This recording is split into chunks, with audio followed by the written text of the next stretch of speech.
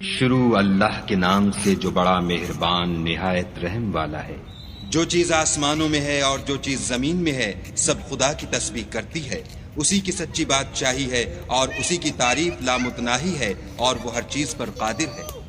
وہی تو ہے جس نے تم کو پیدا کیا، پھر کوئی تم میں کافر ہے اور کوئی مومن، اور جو کچھ تم کرتے ہو خدا اس کو دیکھتا ہے۔ اسی نے آسمانوں اور زمین کو مبنی بر حکمت پیدا کیا اور اسی نے تمہاری صورتیں بنائیں اور صورتیں بھی پاکیزہ بنائیں اور اسی کی طرف تمہیں لوٹ کر جانا ہے۔ جو کچھ آسمانوں اور زمین میں ہے وہ سب جانتا ہے، اور جو کچھ تم چھپا کر کرتے ہو اور جو کھلم کھلا کرتے ہو اس سے بھی آگاہ ہے، اور خدا دل کے بھیدوں سے واقف ہے۔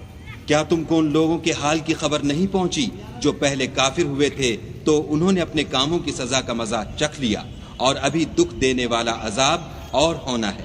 یہ اس لیے کہ ان کے پاس پیغمبر کھلی نشانیاں لے کر آتے تو یہ کہتے کہ کیا آدمی ہمارے ہادی بنتے ہیں، تو انہوں نے ان کو نہ مانا اور منہ پھیر لیا، اور خدا نے بھی بے پرواہی کی، اور خدا بے پرواہ اور سزاوار حمد و ثنا ہے۔ جو لوگ کافر ہیں ان کا اعتقاد ہے کہ وہ دوبارہ ہرگز نہیں اٹھائے جائیں گے۔ کہہ دو کہ ہاں ہاں میرے پروردگار کی قسم تم ضرور اٹھائے جاؤ گے، پھر جو جو کام تم کرتے رہے ہو وہ تمہیں بتائے جائیں گے، اور یہ بات خدا کو آسان ہے۔ تو خدا پر اور اس کے رسول پر اور نور قرآن پر جو ہم نے نازل فرمایا ہے ایمان لاؤ، اور خدا تمہارے سب اعمال سے خبردار ہے۔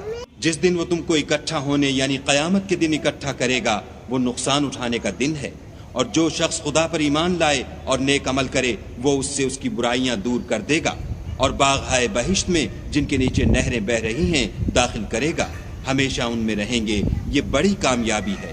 اور جنہوں نے کفر کیا اور ہماری آیتوں کو جھٹلایا وہی اہل دوزخ ہیں، ہمیشہ اس میں رہیں گے، اور وہ بری جگہ ہے۔ کوئی مصیبت نازل نہیں ہوتی مگر خدا کے حکم سے، اور جو شخص خدا پر ایمان لاتا ہے وہ اس کے دل کو ہدایت دیتا ہے، اور خدا ہر چیز سے باخبر ہے۔ اور خدا کی اطاعت کرو اور اس کے رسول کی اطاعت کرو۔ اگر تم منہ پھیر لوگے تو ہمارے پیغمبر کے ذمے تو صرف پیغام کا کھول کھول کر پہنچا دینا ہے۔ خدا جو معبود برحق ہے اس کے سوا کوئی عبادت کے لائق نہیں، تو مومنوں کو چاہیے کہ خدا ہی پر بھروسہ رکھیں۔ مومنوں، تمہاری عورتوں اور اولاد میں سے بعض تمہارے دشمن بھی ہیں، سو ان سے بچتے رہو، اور اگر معاف کر دو اور درگزر کرو اور بخش دو تو خدا بھی بخشنے والا مہربان ہے۔ تمہارا مال اور تمہاری اولاد تو آزمائش ہے، اور خدا کے ہاں بڑا اجر ہے۔ سو جہاں تک ہو سکے خدا سے ڈرو اور اس کے احکام کو سنو اور اس کے فرما بردار رہو اور اس کی راہ میں خرچ کرو، یہ تمہارے حق میں بہتر ہے۔ اور جو شخص طبیعت کے بخل سے بچا لیا گیا تو ایسے ہی لوگ راہ پانے والے ہیں۔ اگر تم خدا کو اخلاص اور نیت نیک سے قرض دو گے تو وہ تم کو اس کا دو چند دے گا اور تمہارے گناہ بھی معاف کر دے گا، اور خدا قدر شناس اور بردبار ہے، پوشیدہ اور ظاہر کا جاننے والا، غالب اور حکمت والا۔ شروع اللہ کے نام سے جو بڑا